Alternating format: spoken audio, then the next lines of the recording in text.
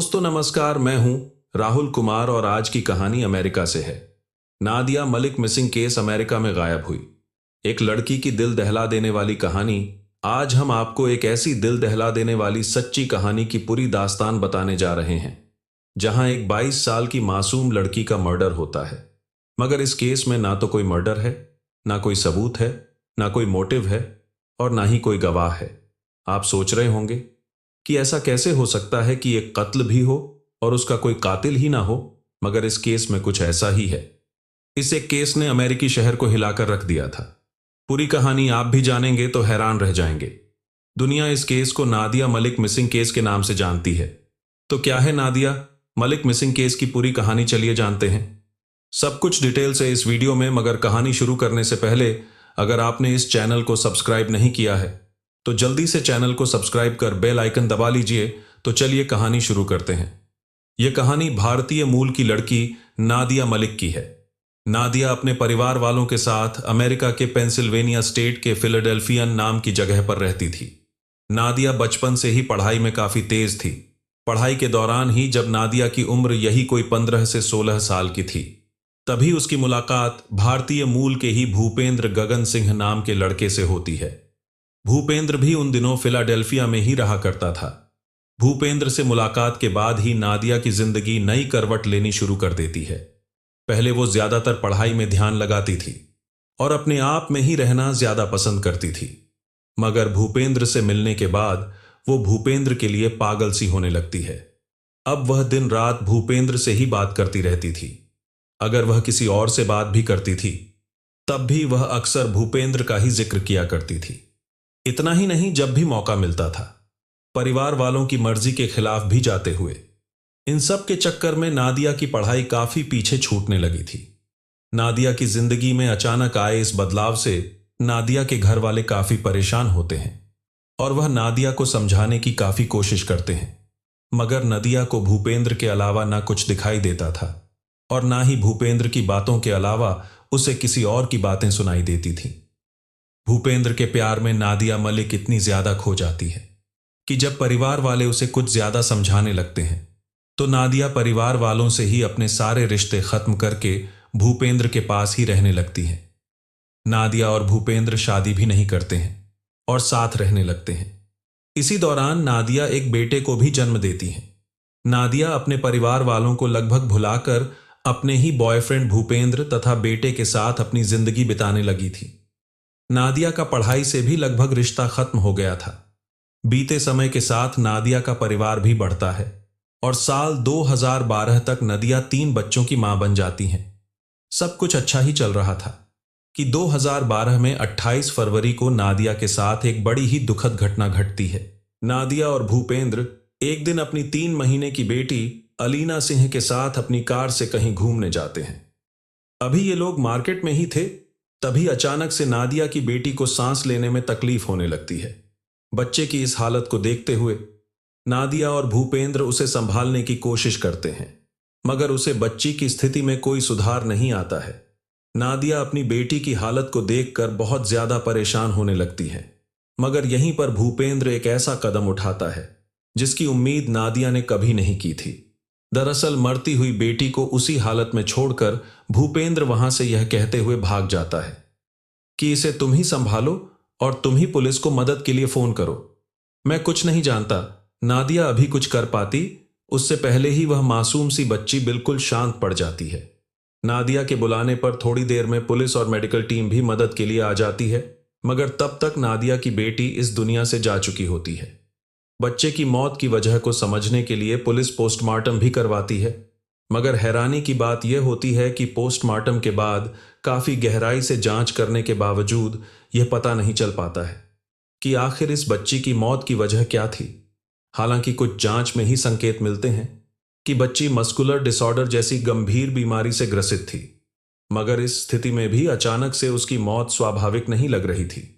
वैसे भी जब बच्ची का दम घुटने लगा था तो वहां से उसके पिता भूपेंद्र भाग जाते हैं। इसलिए पुलिस को शक होता है कि शायद भूपेंद्र ने ही तो इस बच्ची के साथ कुछ गलत नहीं किया है।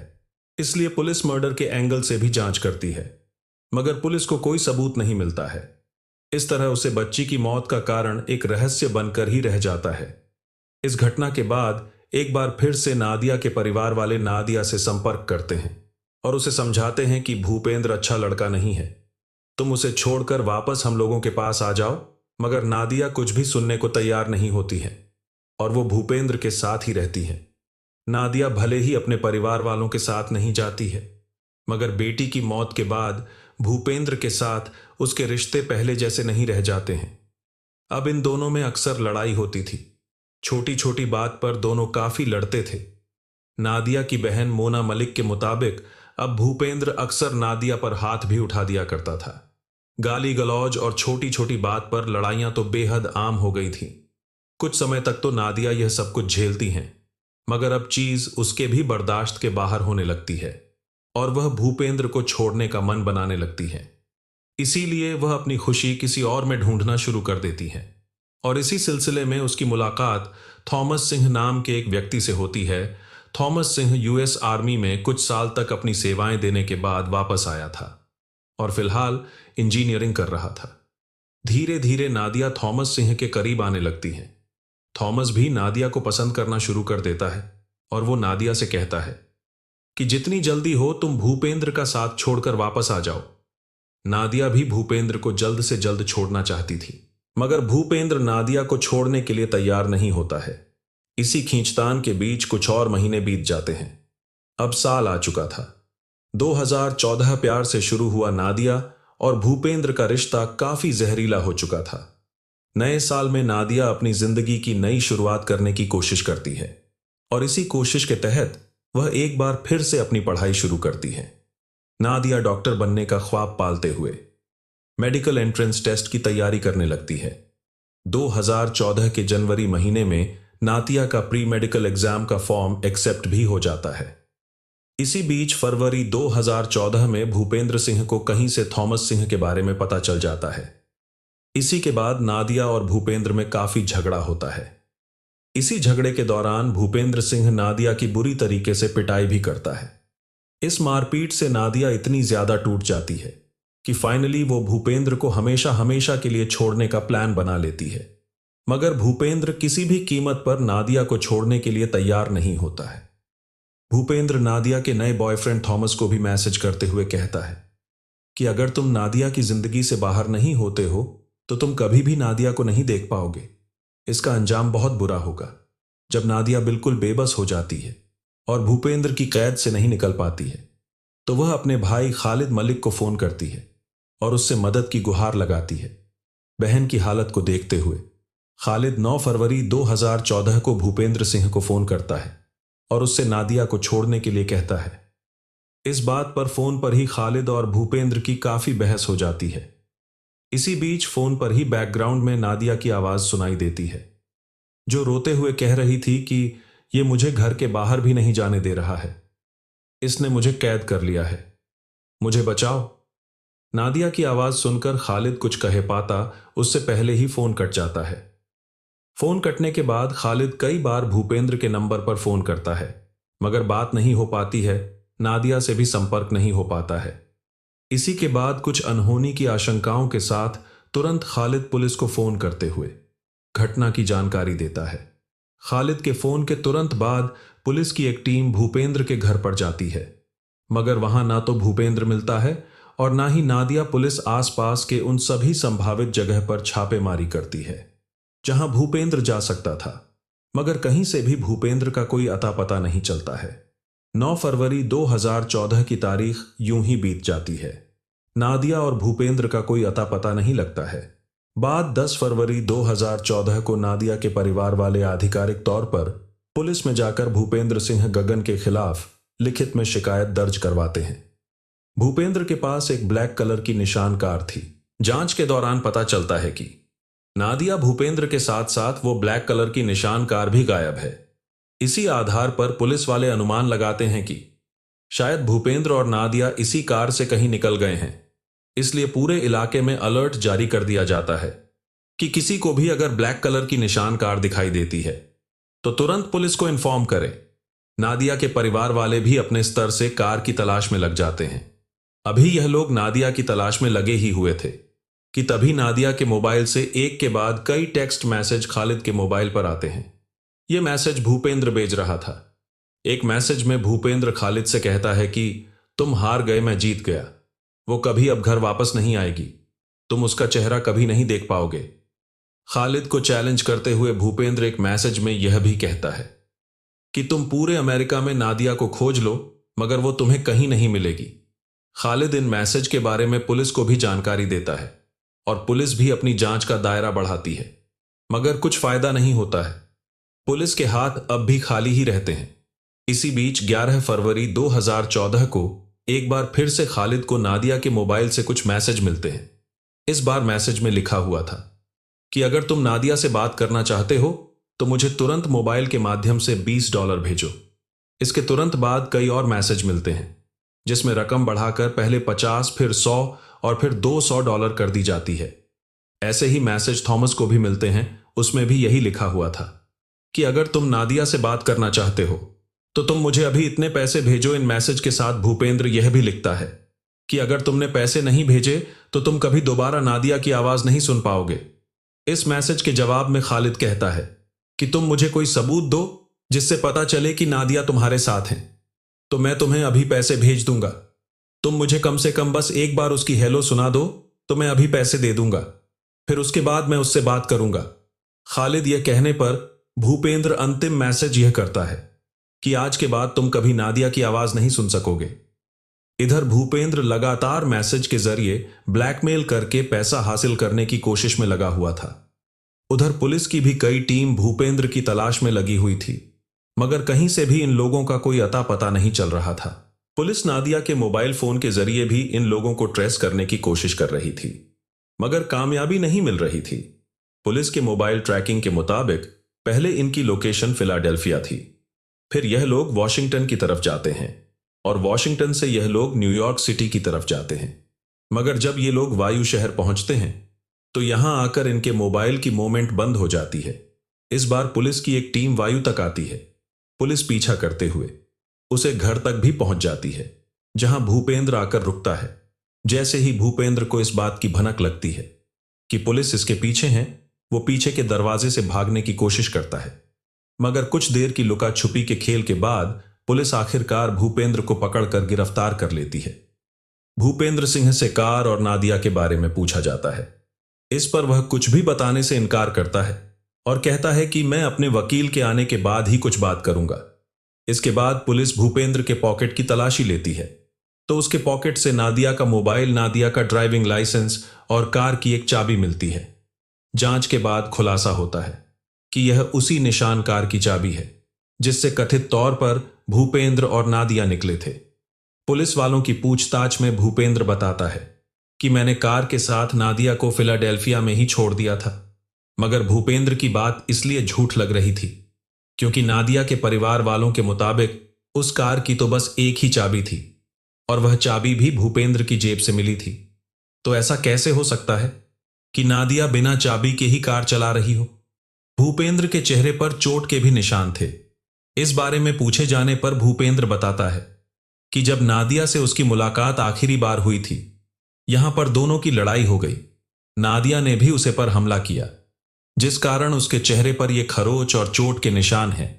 अब पुलिस की कई टीम नादिया को खोजने में लग जाती है। पुलिस की बड़ी चहल पहल के बीच इस केस की चर्चा फिलाडेल्फिया में भी जोरों शोर से होने लगती है। हर किसी की जुबान पर बस एक ही सवाल था कि नादिया और वह निशानकार कहां है। नादिया फिलाडेल्फिया की सबसे बड़ी रहस्य बन चुकी थी। पुलिस की जांच जारी रहती है, मगर हाथ खाली ही रहता है।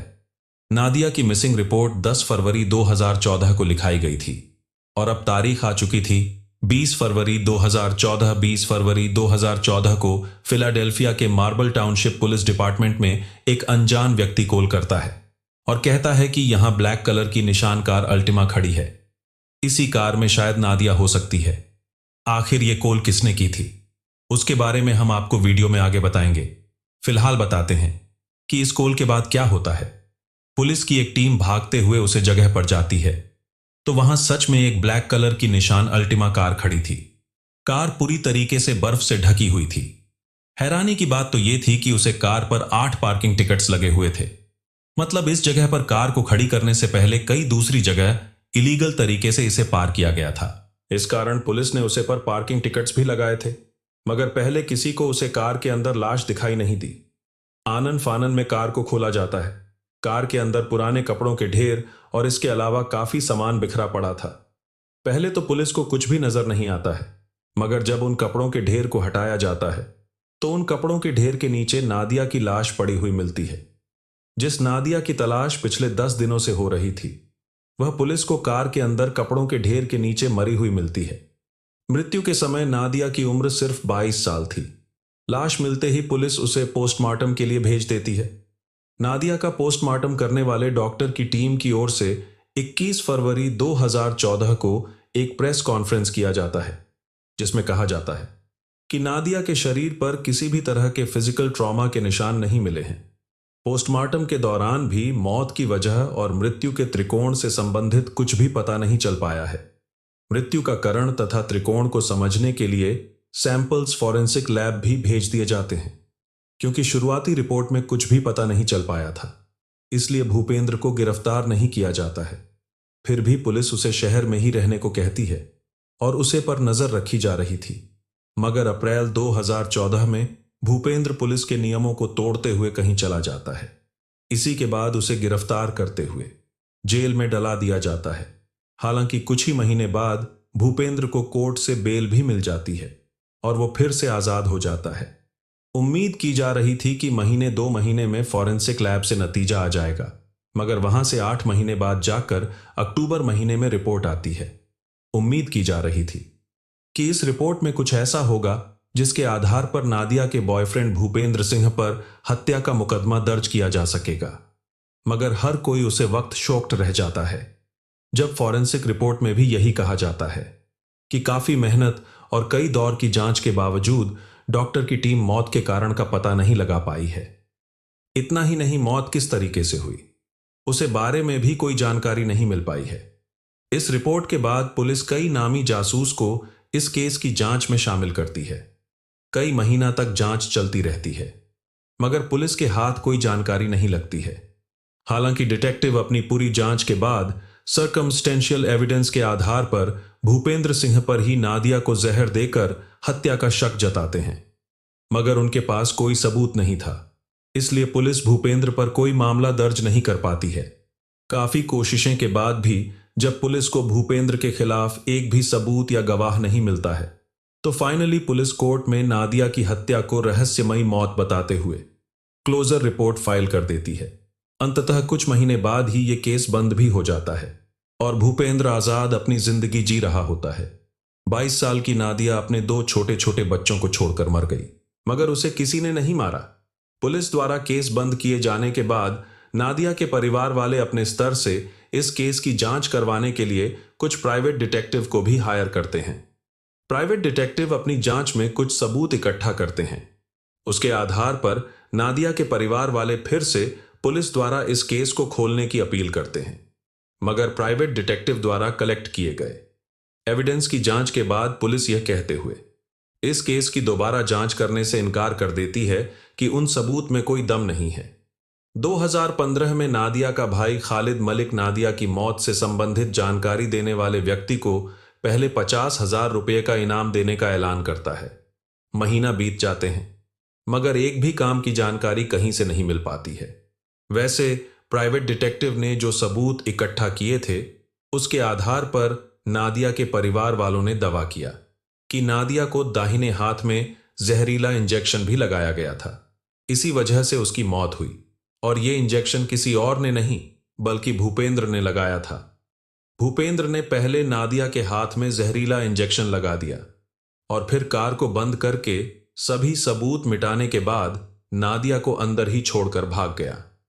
कुछ लोग कहते हैं कि शायद नादिया ने खुद ही आत्महत्या की हो, मगर इस बात में भी कोई दम नजर नहीं आता है, क्योंकि आत्महत्या की पुष्टि करने वाले एक भी सबूत नहीं मिलते हैं।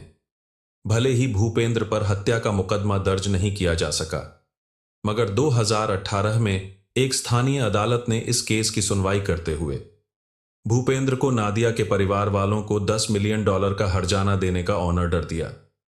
कोर्ट जितने भी पैसे दिलवा दें, मगर सच तो यह है कि नादिया के कातिलों को न पकड़ा जाने पुलिस की सबसे बड़ी नाकामी और नादिया के साथ हुई। सबसे बड़ी नाइंसाफी है। चलिए बात करते हैं कि आखिर पुलिस वालों को वो अनजान कॉल किसने किया था। वेल, ऐसा कहा जाता है कि कॉल करने वाले व्यक्ति ने पुलिस से अपनी पहचान जाहिर न करने की शर्त पर ही कार की लोकेशन बताई थी। मगर नादिया के परिवार वालों के मुताबिक जहां पर कार खड़ी हुई थी उसके ठीक पीछे एक बड़ा सा रेस्टोरेंट था। उसी रेस्टोरेंट में ऑनर का इंतजार करते हुए एक व्यक्ति न्यूज़पेपर पढ़ रहा था। इत्तेफाक से उसे न्यूज़पेपर में उसी निशान कार के साथ नादिया के गायब होने की खबर छपी हुई थी। इसी आधार पर उस व्यक्ति को लगा कि हो ना हो यह वही कार हो सकती है, क्योंकि उसने वो कार कई दिनों पहले से एक ही जगह पर खड़ी थी। बस इसी के बाद उसने पुलिस को फोन किया। फोन के बाद पुलिस आती है, जांच होती है, मगर उस सवाल का जवाब कभी नहीं मिल पाता है, जिसका जवाब नादिया के परिवार वालों समेत हर कोई जानना चाहता है। दोस्तों, आपके अनुसार नादिया का कातिल कौन हो सकता है तथा उसकी हत्या कैसे की गई होगी? कि सबूत ही नहीं मिला, कमेंट बॉक्स में जरूर बताएं। कहानी को लास्ट तक सुनने के लिए आपका धन्यवाद। इस कहानी के बारे में अपनी राय कमेंट करके जरूर बताइएगा और ऐसी ही अपराध की सच्ची कहानियों के लिए हमारे चैनल अपकमिंग अद्विक को सब्सक्राइब कर लीजिए। कहानी को लाइक और शेयर करें। धन्यवाद दोस्तों नमस्कार, मैं हूं राहुल कुमार और आज की कहानी अमेरिका से है। Nadia Malik missing case